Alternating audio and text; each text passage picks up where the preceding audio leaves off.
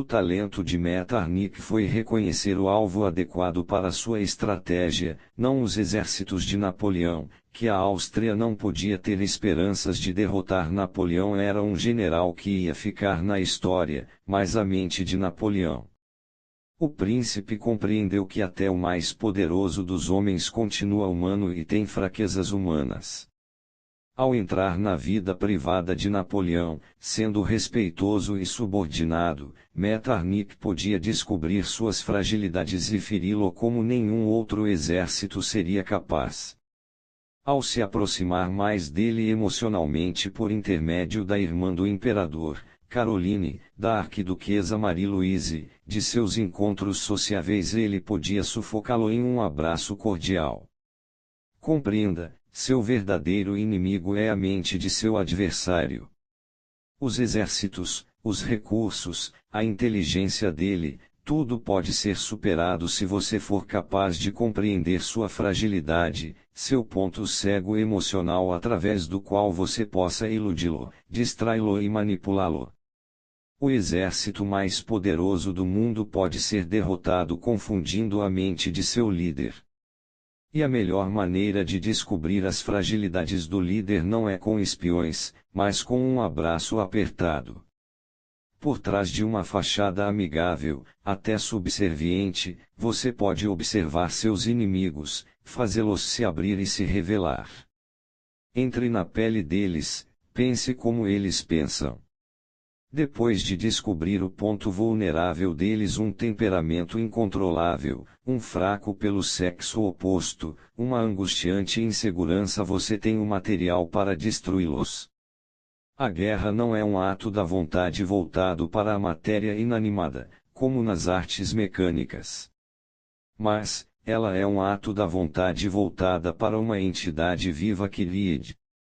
Carl von Clausewitz, de 1780 a 1831. Chaves para a guerra. O maior poder a seu alcance na vida não vem de recursos ilimitados nem mesmo de uma consumada habilidade em estratégias. Vem de um claro conhecimento daqueles que estão a seu redor, da habilidade para ler as pessoas como se fossem livros. Com esse conhecimento, você distingue amigo de inimigo, afugenta as serpentes escondidas na grama. Você prevê a malícia de seus inimigos, percebe suas estratégias, e pode tomar uma atitude defensiva. A transparência deles lhe revelará as emoções que menos conseguiriam controlar. Armado com esse conhecimento, você os faz tropeçar em armadilhas e os destrói. Este tipo de conhecimento tem sido um objetivo militar desde o alvorecer da história. Por isso inventaram a arte de obter informações secretas e espionar. Mas espiões não são confiáveis, eles filtram a informação através de seus próprios preconceitos e discriminações, e como o ofício deles os coloca exatamente entre um lado e outro e os obriga a serem operadores independentes, eles são notoriamente difíceis de controlar e podem se virar contra você. Então, também, as nuances que denunciam às pessoas o tom de voz, o olhar ficam inevitavelmente excluídos de seus relatórios. No final, as informações do espião não significam nada se você não for perito em interpretar a psicologia e o comportamento humanos. Sem essa habilidade, você verá nas informações o que quiser ver, confirmando seus próprios preconceitos. Os líderes que melhor utilizaram o serviço secreto: Aníbal, Júlio César, Príncipe Metternich, Winston Churchill, Lyndon Johnson durante sua carreira no Senado americano foram todos principalmente estudantes da natureza humana e soberbos leitores de homens. Eles aprimoraram suas habilidades observando individualmente as pessoas. Somente com essa base a utilização de espiões seria capaz de ampliar seus poderes de visão. O primeiro passo no processo é abandonar a ideia de que as pessoas são mistérios impenetráveis e que somente com truques você poderá espiar dentro de suas almas. Se elas parecem misteriosas, é porque quase todos nós aprendemos a disfarçar nossos verdadeiros sentimentos e intenções desde criança. Se saíssemos por aí mostrando como nos sentimos e dizendo para as pessoas o que planejamos fazer, ficaríamos vulneráveis à malícia, e se sempre falássemos o que pensamos, ofenderíamos muita gente sem necessidade. Portanto, conforme crescemos, esconder uma boa parte do que pensamos passa a ser muito natural. Esta opacidade intencional torna o jogo das informações secretas difícil, mas não impossível. Pois mesmo quando as pessoas lutam conscientemente para esconder o que lhes passa pela cabeça, inconscientemente elas querem se revelar. Ocultar o que sentimos em situações sociais é exaustivo, ser capaz de nos mostrar é um alívio. No íntimo, queremos que as pessoas nos conheçam, inclusive nosso lado escuro. Mesmo enquanto conscientemente lutamos para controlar este anseio oculto, inconscientemente estamos enviando sinais que revelam parte do que está acontecendo por dentro, palavras pronunciadas sem querer, tons de voz, estilos de se vestir, tiques nervosos, atitudes irracionais repentinas, uma expressão no olhar que contradiz nossas palavras, as coisas que dizemos depois de um drink. Compreenda, todos os dias, as pessoas emitem sinais que revelam suas intenções e desejos mais profundos. Se não os captamos é porque não estamos prestando atenção. A razão é simples: em geral estamos trancados em nossos próprios mundos, ouvindo nossos monólogos internos, obcecados com nós mesmos e em satisfazer nossos próprios egos. Como William McNaghan, tendemos a ver as outras pessoas como simples reflexos de nós mesmos. Se você puder abandonar seu egoísmo e ver as pessoas pelo que elas são, divorciadas de seus interesses, você se torna mais sensível aos sinais que elas emitem. A habilidade para entender as pessoas foi uma arte crítica de sobrevivência dos samurais japoneses e particularmente enfatizada pela escola Shinkaji de espadachins. Um dos mestres mais antigos da escola foi o samurai Agio Munenori, no século XVII. Em uma tarde de primavera, já no final de sua vida, Munenori estava dando um passeio tranquilo por seus jardins, admirando as flores de cerejeiras. Estava acompanhado por um pajem/protetor que caminhava atrás dele, espada erguida, como era o costume. De repente, Munenori parou. Pressentiu perigo. Olhando ao redor, não viu nada que confirmasse este sentimento, mas ainda assim ficou tão perturbado que voltou para casa e sentou-se encostado em um mastro para se prevenir de um ataque de surpresa. Depois que Munenori já estava sentado por algum tempo, seu pajem quis saber o que estava acontecendo. O samurai confessou que, enquanto olhava para as flores de cerejeira, teve uma sensação de perigo iminente, de um inimigo pronto para atacá-lo. O que o preocupava agora era que o perigo, pelo visto, fora imaginário. Ele deve ter tido uma alucinação. Um samurai dependia de seus instintos aguçados para prever ataques. Se Munenori tinha perdido esse poder, sua vida como guerreiro estava encerrada. De repente, o pajem se lançou ao chão e confessou, enquanto Munenori caminhava no jardim, passou pela cabeça do pajem que, se ele atacasse seu mestre enquanto o samurai estava distraído admirando as cerejeiras em flor, nem mesmo este talentoso espadachim teria revidado seu ataque. Munenori não havia perdido sua habilidade, ao contrário, sua incomparável sensibilidade às emoções e pensamentos das outras pessoas lhe permitira captar sensações de alguém atrás dele, mais ou menos como um cavalo sente a energia de seu cavaleiro ou um cachorro, os movimentos de seu dono. Um animal tem essa sensibilidade porque presta total atenção. Similarmente, a escola Shinkaji ensinava os guerreiros a esvaziarem suas mentes, concentrando-se no momento, como os animais faziam, e evitando ser desviados por um pensamento em particular. Isto permitiria ao guerreiro Shinkaji ler no cotovelo ou na mão de seu adversário a mais leve tensão que sinalizasse ataque. Ele poderia olhar através dos olhos de seu adversário e sentir o golpe iminente ou notar o nervoso arrastar de pés que indicasse medo ou confusão. Um mestre como Munenori podia praticamente ler os pensamentos de alguém quando a outra pessoa não estava nem visível. O poder ensinado pela escola Shinkaji, o mesmo poder que o príncipe Metternich possuía, era a habilidade para abandonar o próprio ego, mergulhar temporariamente na mente da outra pessoa. Você vai se surpreender com o quanto será capaz de captar sobre as pessoas se conseguir desligar seu incessante monólogo interior, esvaziar seus pensamentos e ancorar-se no momento presente. Os detalhes que você agora vê lhe dão informações não filtradas a partir das quais poderá montar um quadro preciso das fraquezas e desejos das pessoas. Preste bastante atenção aos olhos delas, é preciso muito esforço para ocultar a mensagem que os olhos transmitem sobre o estado mental de uma pessoa.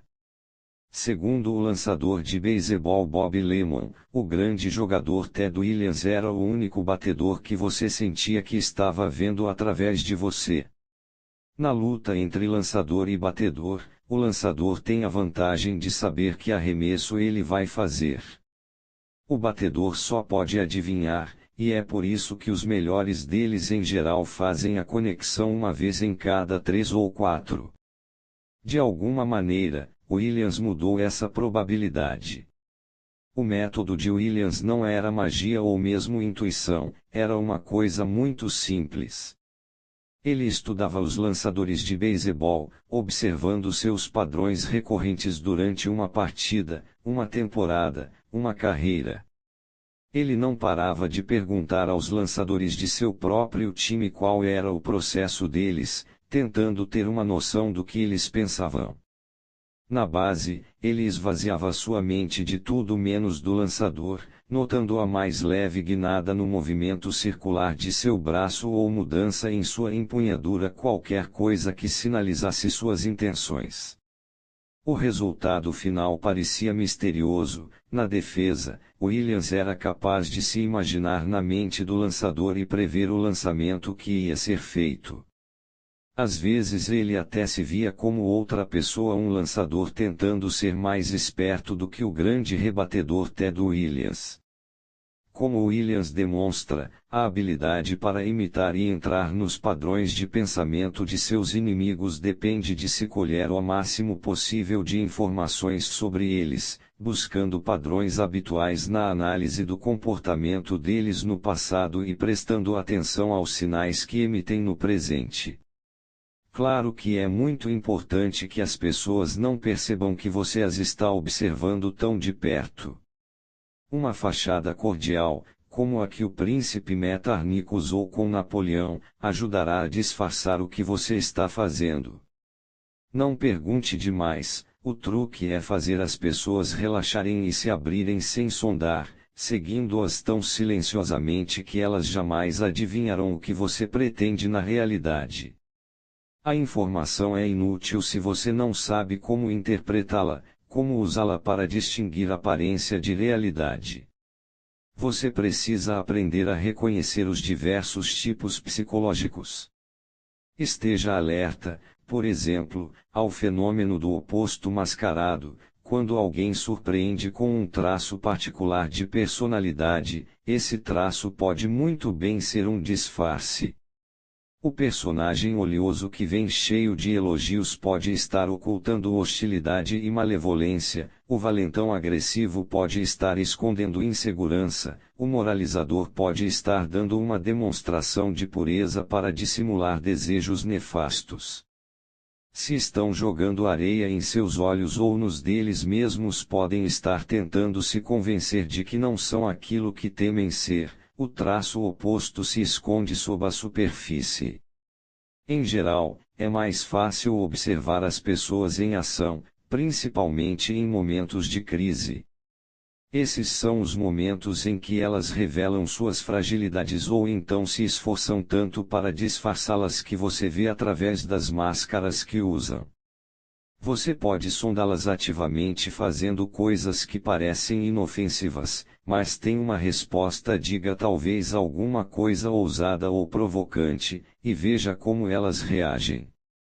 Deixar as pessoas emotivas, fazendo-as reagir, tocará em alguma parte profunda de suas naturezas.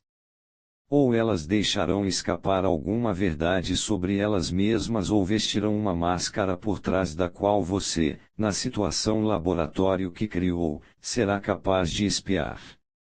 Um elemento crítico para compreender as pessoas é avaliar os poderes de resistência delas. Sem esse conhecimento você ou a superestima ou a subestima, dependendo de seus próprios níveis de medo e confiança. Você precisa saber o quanto elas lutam interiormente. Alguém que esconde sua covardia e falta de decisão pode se entregar com um único empurrão violento, alguém desesperado que tenha pouco a perder lutará até o amargo fim. Os mongóis costumavam iniciar suas campanhas com uma batalha cujo único propósito era testar a força e o poder de decisão do adversário. Eles jamais lidavam com um inimigo até terem avaliado seu moral. Esta batalha inicial também tinha o benefício de revelar algo de sua estratégia e pensamento.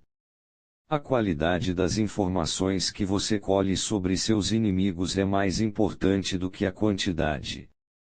Um único, mas crucial, fragmento pode ser a chave para a destruição deles.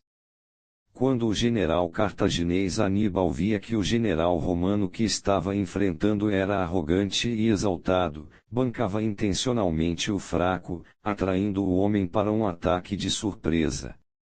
Assim que Churchill viu que Hitler tinha um traço paranoico, enlouquecendo a mais leve sugestão de vulnerabilidade, o primeiro-ministro britânico soube como confundir o Führer alemão, fingindo atacar alguma área marginal como os Balcãs, ele conseguia fazer com que o outro visse ameaças de todos os lados e espalhasse suas defesas, um erro militar crítico. Em 1988, Lietwater era um estrategista político no time do sênior George Bush, que concorria à indicação pelos republicanos para a presidência da República naquele ano. Descobrindo que o principal rival de Bush, o senador Robert Dole, tinha um temperamento terrível que seus auxiliares lutavam para controlar, Atwater imaginou inúmeros estratagemas para irritar Dole. Não só um Dole alterado parecia pouco presidenciável para o público americano, como um homem emotivo e irado raramente pensa direito. Uma mente perturbada é aquela que você pode controlar e desequilibrar à vontade. Existem, claro, limites para a quantidade de informações secretas que você pode colher em uma observação em primeira mão. Uma rede de espiões ampliará sua visão, principalmente se você aprende a interpretar as informações que eles lhe trazem. Uma rede informal é melhor um grupo de aliados recrutados ao longo do tempo para serem seus olhos e ouvidos. Tente fazer amizade com pessoas dentro ou próximo da fonte de informações sobre seu rival. Um amigo bem colocado produzirá muito mais do que um punhado de espiões pagos. Na época de Napoleão, sua rede de espionagem não tinha igual, mas suas melhores informações vinham de amigos a quem ele havia cuidadosamente posicionado em círculos diplomáticos por toda a Europa. Procure sempre espiões internos, pessoas no campo inimigo que estão insatisfeitas ou têm um interesse pessoal. Direcione-as para o que você quer e elas lhe darão informações melhores do que qualquer um que você infiltrar de fora. Contrate pessoas que o inimigo despediu, elas lhe dirão como o inimigo pensa. O presidente Bill Clinton conseguia suas melhores informações secretas sobre os republicanos de seu conselheiro Dick Morris, que havia trabalhado para eles durante anos e sabia de suas fragilidades, tanto pessoais como organizacionais.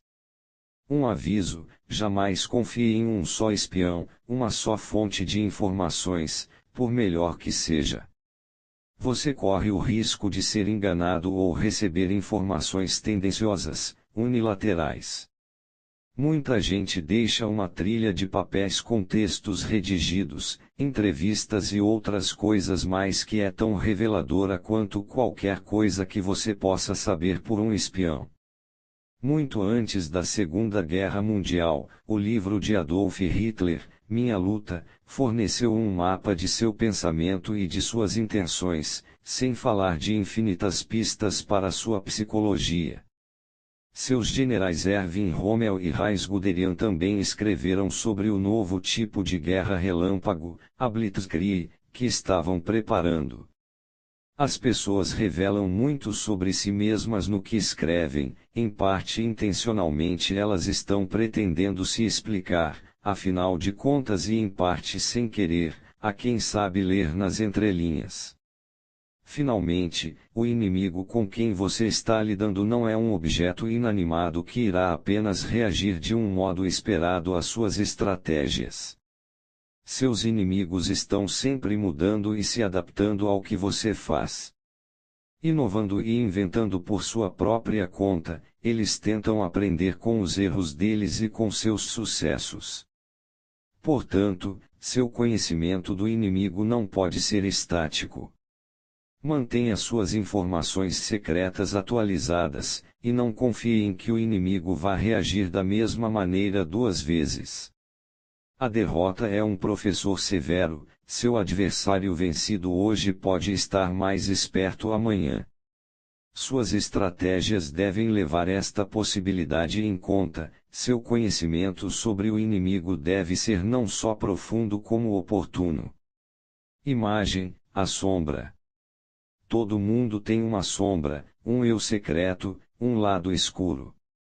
Esta sombra compreende tudo que as pessoas tentam esconder do mundo: suas fraquezas, desejos secretos, intenções egoístas. Esta sombra é invisível à distância, para vê-la você precisa se aproximar física e, acima de tudo, psicologicamente. Então ela ficará nítida. Siga de perto as pegadas de seu alvo e ele não notará o quanto de sua sombra revelou. Autoridade, por conseguinte, a razão pela qual o governante de visão aguçada e seu comandante superior conquistam o inimigo a cada movimento e obtêm um sucesso muito além do alcance das pessoas comuns, é o fato de saberem das coisas com antecedência. Esse saber não vem de fantasmas e espíritos, não é deduzido pela comparação com acontecimentos passados ou verificado por cálculos astrológicos. Ele deve vir das pessoas que conhecem a situação do inimigo. Sunza, século IV AC. Inverso. Mesmo esforçando-se para conhecer seus inimigos, você deve se fazer amorfo e difícil de compreender tanto quanto for possível. Visto que as pessoas na realidade só têm as aparências em que se basear, é fácil enganá-las. Comporte-se de forma imprevisível de vez em quando. Jogue para elas alguma pepita de ouro de seu eu interior, algo inventado que não tenha nada a ver com quem você realmente é. Saiba que elas o estão analisando e, ou não lhes dê nada ou, então, as alimente com informações erradas. Mantendo-se amorfo e inescrutável, ficará impossível para as pessoas se defenderem de você e as informações secretas que colherem a seu respeito serão inúteis. Autoridade, por conseguinte, a razão pela qual o governante de visão aguçada e seu comandante superior conquistam o inimigo a cada movimento e obtêm um sucesso muito além do alcance das pessoas comuns, é o fato de saberem das coisas com antecedência. Esse saber não vem de fantasmas e espíritos, não é deduzido pela comparação com acontecimentos passados ou verificado por cálculos astrológicos. Ele deve vir das pessoas que conhecem a situação do inimigo. Sunza, século IV AC. 14. Vença a resistência com movimentos velozes e imprevisíveis. A estratégia da Blitzkrieg. Em um mundo onde muitas pessoas são indecisas e cautelosas em excesso, o uso de velocidade vai lhe dar um poder extraordinário. Atacar primeiro, antes que seus adversários tenham tempo para pensar ou se preparar, os deixará emotivos, desequilibrados e propensos ao erro. Quando você acompanha com outra manobra rápida e repentina induz mais pânico e confusão. Esta estratégia funciona melhor com uma ensinação, uma calmaria. Sua ação inesperada pega seu inimigo desprevenido. Quando atacar, bata com força implacável. Agir com velocidade e decisão vai lhe conquistar o respeito, o temor e um ímpeto irresistível. Lento, lento, rápido, rápido. Em 1218, Maomé II Oxá de Khwarizm, recebeu a visita de 3 embaixadores em nome de Ghagis Khan, o líder do Império Mongol no Oriente. Os visitantes traziam presentes magníficos e, o mais importante, a proposta de um tratado entre as duas potências que permitiria a reabertura da lucrativa Rota da Seda, ligando China e Europa. O Império do Shah era imenso, incorporando o atual Irã e boa parte do Afeganistão. A capital, Samarcand, era fabulosamente rica, um símbolo de seu poder, e um comércio mais intenso ao longo desta rota só aumentaria estas riquezas. Visto que os mongóis deixaram claro que o consideravam o parceiro mais importante no acordo, o Shah decidiu assinar o tratado. Passaram-se alguns meses e uma caravana mongol chegou à cidade de Otrar, no canto noroeste do Império do Shah, com a missão de comprar artigos de luxo para a corte mongol. O governador de Otrar desconfiou que os homens na caravana fossem espiões. Mandou matá-los e se apoderou das mercadorias que eles tinham levado para barganhar. Sabendo desta afronta, Ghagis Khan despachou um embaixador, escoltado por 2 soldados, para exigir do Shah um pedido de desculpa. A exigência que supostamente colocaria os 2 impérios em pé de igualdade deixou o Shah furioso. Ele mandou cortar a cabeça do embaixador e a mandou de volta para Ghagis Khan. Isto, é claro, significava guerra. O Shah não estava com medo, seu exército, apoiado em sua bem treinada cavalaria turca, contava com mais de 400.000 homens, o dobro pelo menos do tamanho do inimigo. Derrotando os mongóis em batalha, ele podia finalmente se apossar das terras deles. Ele supunha que os mongóis atacariam Transoxiana, a parte mais ao leste de seu império. Limitada a leste pelos 800 quilômetros do rio Sirdária, ao norte pelo deserto Kizilkun e a oeste pelo rio Amudária, o interior de Transoxiana era também onde se encontravam 2 das cidades mais importantes do império, Samarcand e Bukhara. O Shah decidiu instalar um cordão de soldados ao longo do Sirdária, que os mongóis teriam de atravessar para entrar em seu império. Eles não poderiam atravessar vindo do norte, o deserto era intransponível e ir para o sul seria um desvio muito grande. Mantendo o grosso de seu exército no interior de Transoxiana, ele seria capaz de colocar reforços onde fossem necessários. Ele tinha uma posição defensiva inexpugnável e superioridade numérica. Que viessem os mongóis. Ele os esmagaria.